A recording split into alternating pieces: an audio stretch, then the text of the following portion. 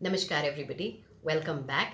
आज मैं आप लोगों के सामने एक बहुत ही अच्छी सक्सेस स्टोरी शेयर करना चाहती हूँ, जो कि एक ऐसी लेडी की सक्सेस स्टोरी है जिसने मेरे से कोचिंग नहीं ली। इनफैक्ट उन्होंने किसी से भी कोचिंग नहीं ली थी।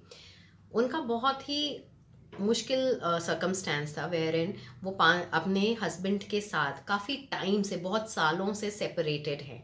And then from past 1 year उन्होंने law of attraction, law of assumptions को फॉलो करना स्टार्ट किया, जिससे कि उन्होंने सिर्फ वीडियोस देखे थे, बुक्स पढ़े थे।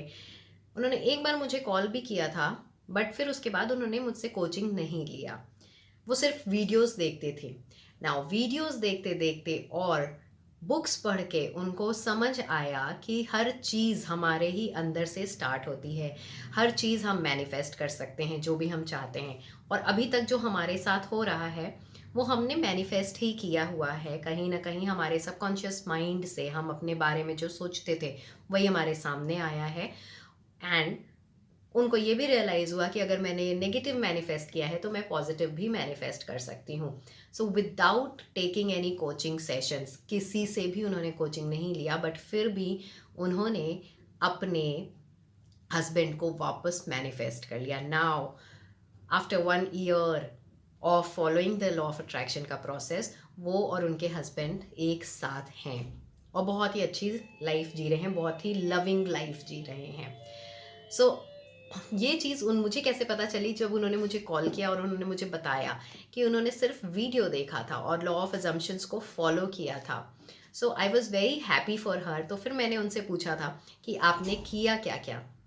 वीडियोस देखा था, लेकिन आपने क्या क्या किया इस चीज़ को मैनिफेस्ट करने के लिए। सो वही मैं आपके साथ शेयर करूँगी कि उन्होंने ऐसा किया क्या था कि उन्होंने मैनिफेस्ट कर लिया अपने रिलेशनशिप को वापस, जिसमें इतने सालों से वो सेपरेटेड थे। सो पहली चीज़ जो उन्होंने की थी वो बहुत इम्पॉर्टेंट था कि वो अपने थॉट्स को उन्होंने चेंज किया। उनको एक तो बिलीफ रखा, पहली चीज़ बिलीफ लाई कि जो भी मैं चाहती हूँ वो ऑलरेडी क्रिएटेड है। एंड वो मुझे, अगर मैं प्रॉपरली परसिस्ट करूँगी और प्रॉपरली अपने थॉट को अलाइन करूँगी अपने डिज़ायर के साथ, तो वो मुझे मिलेगी ही मिलेगी। सेकेंडली जो उन्होंने चीज़ किया वो सिर्फ और सिर्फ एफर्मेशंस करते थे। उनको कोई भी टेक्निक्स करने की ज़रूरत नहीं थी कि कभी वो ये टेक्निक कर रही हैं, कभी वो टेक्निक कर रही हैं, कभी ये टेक्निक कर रही हैं। उन्होंने सिर्फ अपने रिलेशनशिप के लिए एफर्मेशन करना शुरू किया। और वो भी एफर्मेशंस वो कैसे करती थी कि वो इतनी अच्छी हैं कि उनको हर कोई पसंद करता है, वो इतनी प्यारी हैं कि उनकी तरफ लोग अट्रैक्ट हो जाते हैं। एंड फिर उसके बाद वो एफर्म करती थी कि उनके और उनके हस्बैंड के बीच में बहुत ही प्यार भरा रिलेशनशिप है। जब वो ये चीज़ें अफर्म करती थी थ्रू आउट द डे, वो अपने एफर्मेशंस को करती थी कि उनका हस्बैंड उनको कॉल कर रहा है, उनकी तारीफ़ कर रहा है, उनका हस्बैंड उनको वापस बुला रहा है, वो और उनके हस्बैंड एक बहुत ही हैप्पी मैरिड लाइफ जी रहे हैं। ये दो चार जो एफर्मेशंस थे उनके, वो थ्रू आउट द डे करती रहती थी। पूरे दिन भर उन एफर्मेशंस को वो रिपीट करती रहती थी। उन्होंने कभी ये सोचा नहीं कि मुझे इसमें फीलिंग्स नहीं आ रही है, या मैं इसमें इमोशंस नहीं आ रहा है, मैं विजुअलाइज नहीं कर रही हूँ, मैं स्क्रिप्टिंग नहीं कर रही हूँ, मैं कोई टेक्निक्स नहीं कर रही हूँ। उनको पूरा बिलीव था कि वो जो भी कर रही हैं वो बेस्ट कर रही हैं। वो एफर्मेशंस कर रही हैं तो वो बेस्ट है, और वो चीज़ जो वो कर रही हैं उससे उनकी मैनिफेस्टेशन उनको मिलेगी ही मिलेगी। तो ये जब वो पूरे दिन भर अपने एफर्मेशंस करती थी तो उनका दिमाग, उनका ब्रेन फिल्ड अप हो चुका था इस रियलिटी से कि यस, वो और उनके हस्बैंड एक साथ रह रहे हैं। सेकेंडली उन्होंने होओपोनोपोनो प्रेयर भी किया था अपने हस्बैंड के साथ।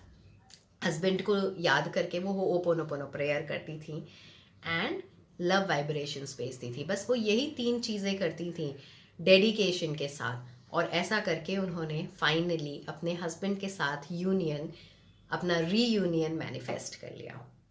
इस चीज़ से, इस कहानी से हमें, इस स्टोरी से हमें ये सीख मिलती है कि पहली चीज़ कि मेरे पास बहुत लोग फ़ोन करते हैं जो भी चीज़ें मैनिफेस्ट करना है, तो मैडम मैं क्या करूँ, मैडम मैं क्या करूँ। अगर मैंने एफर्मेशंस उनको बताए तो वो फिर पूछते हैं अच्छा मैं एफर्मेशंस तो इतने टाइम से कर रहा हूँ, और क्या करूँ, मैं और क्या करूँ। अब मैं विजुअलाइजेशन भी करूँ, अब मैं स्क्रिप्टिंग भी करूँ, अब मैं ये टेक्निक भी कर लूँ, अब मैं वो टेक्निक भी कर लूँ। हम ज़्यादा से ज़्यादा फोकस क्या करते हैं, टेक्निक्स में करते हैं। इसको ध्यान देने की बहुत ज़रूरत है कि टेक्निक्स जो बनी हुई हैं वो सिर्फ इसलिए बनी है कि आपका सबकॉन्शियस माइंड प्रोग्राम हो सके कि आपकी जो डिज़ायर है वो आपके पास है। आप सेटल हो सको कि यस, आप ये मान जाओ कि आपकी डिज़ायर आपकी है। सो टेक्निक्स नहीं करनी है। आप कोई भी टेक्निक उठा सकते हो, चाहे वो स्क्रिप्टिंग हो, चाहे वो विजुअलाइजेशन हो, चाहे वो एफर्मेशंस हो। कोई भी टेक्निक, कोई एक टेक्निक, जैसे मेरे लिए मुझे पसंद है स्क्रिप्टिंग करना, तो मैं स्क्रिप्टिंग करती हूँ। किसी को पसंद है विजुअलाइजेशन करना। सो आप कोई भी एक टेक्निक जो आपको लगता है कि ये आपके लिए बेस्ट है, इसमें आप इस टेक्निक में आपको मज़ा आ रहा है और इस टेक्निक से आपका सबकॉन्शियस माइंड प्रोग्राम हो रहा है, वो टेक्निक को उठाइए और उसी टेक्निक को करिए एंड उस पर बिलीव रखिए कि जो भी मैं कर रहा हूँ वो बेस्ट है। जैसा इन्होंने किया था, इन्होंने बिलीव रखा था कि ये जो भी कर रही हैं वो बेस्ट है। कभी इन्होंने ये डाउट नहीं किया कि मैं ये ठीक कर रही हूँ या नहीं कर रही हूँ। सो आपको कभी भी ये डाउट नहीं रखना है अपने किसी भी प्रोसेस के ऊपर कि मैं ये ठीक कर रहा हूँ या मैं ये ठीक नहीं कर रहा हूँ। आप जो भी कर रहे हो, यूनिवर्स पूरे का पूरा आपके अंदर ही है। हमें हमेशा अपने थॉट्स को वॉच करते रहना है कि जो मैं सोच रहा हूँ रिगार्डिंग माई डिज़ायर, फिर मैं, हो सकता है बहुत लोग मुझे ये भी कहते हैं कि मैम मेरे पास आज टाइम नहीं मिला, एक हफ्ते से मैं बहुत बिजी था, तो मैं अपने डिज़ायर के बारे में एफर्मेशन नहीं कर पाया।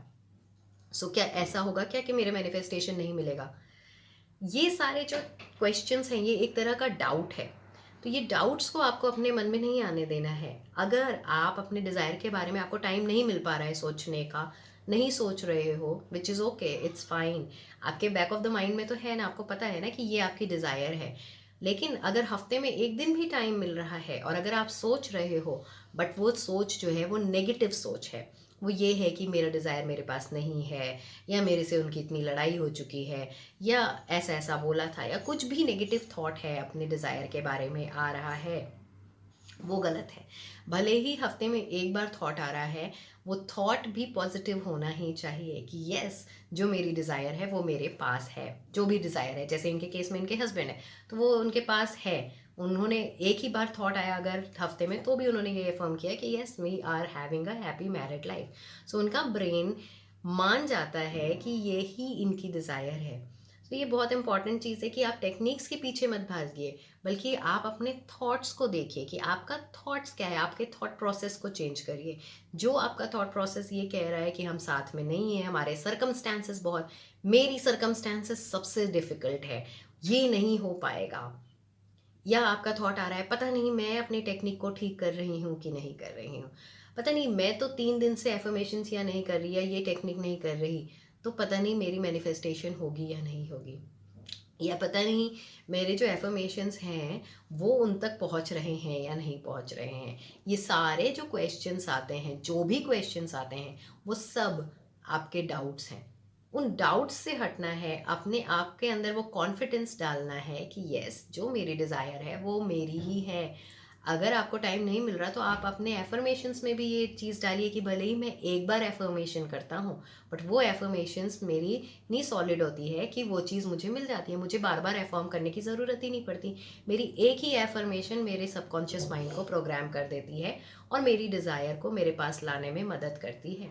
मेरी सारी की सारी एफर्मेशंस हमेशा वर्क करती हैं। इससे हमें ये चीज़ सीखने को मिलती है कि हमें अपने थॉट्स पे ध्यान देना बहुत ज़रूरी है कि थ्रू आउट द डे हम क्या सोच रहे हैं, हम कुछ नेगेटिव तो नहीं सोच रहे अपने डिज़ायर से रिलेटेड। अगर हम नेगेटिव नहीं सोच रहे, सो इट्स ओके। हम जब भी सोच रहे हैं, जब भी आपको टाइम मिले, आप जब भी उसके बारे में सोच रहे हो, वो सोच आपकी पॉजिटिव होनी चाहिए, इन अलाइन विद योर डिज़ायर होनी चाहिए कि यस, ये डिज़ायर मेरी है और मेरे पास ऑलरेडी है, मैं उस चीज़ को इंजॉय कर रही हूँ या कर रहा हूँ।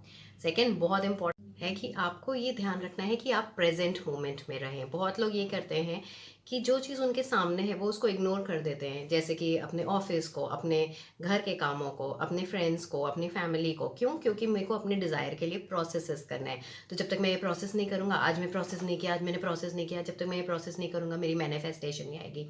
तो ये एक तरह की फीलिंग भी कि हम जो हमारे सामने है प्रेजेंट चीज़, उसको एंजॉय ना करके उसके पीछे भाग रहे हैं जो कि हमारी डिज़ायर है, वो भी एक तरह की जो एनर्जी है वो है एक चेजिंग वाली एनर्जी। और हम चेज तभी किसी चीज़ का करते हैं, पीछा तभी करते हैं जब वो हमारे पास नहीं है। तो भले ही आप जितने प्रोसेसेस कर लो, जितनी एफर्मेशंस कर लो, बट वो चीज़ आपको नहीं मिलेगी, क्योंकि अंदर आपके सेटिस्फैक्शन नहीं, आपको ये अपने ऊपर बिलीव नहीं है, अपने ऊपर कॉन्फिडेंस नहीं है कि ये चीज़ मेरी है। इसीलिए आप उसको करने के लिए बाकी चीज़ों को छोड़ रहे हो, भाग रहे हो। ये गलती हमें कभी नहीं करनी है। सो आई होप इस सक्सेस स्टोरी से आपको भी मोटिवेशन मिला होगा कि हमें अपनी डिज़ायर को मैनिफेस्ट करने के लिए किसी तरह की कोचिंग की भी कोई ज़रूरत नहीं है किसी से।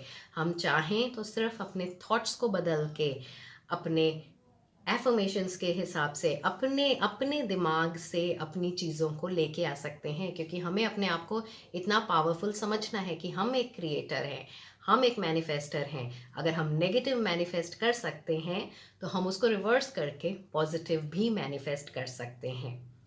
Thank you so much. Please मुझे कमेंट करके ज़रूर बताइएगा कि आपको ये वीडियो कैसा लगा। Thank you.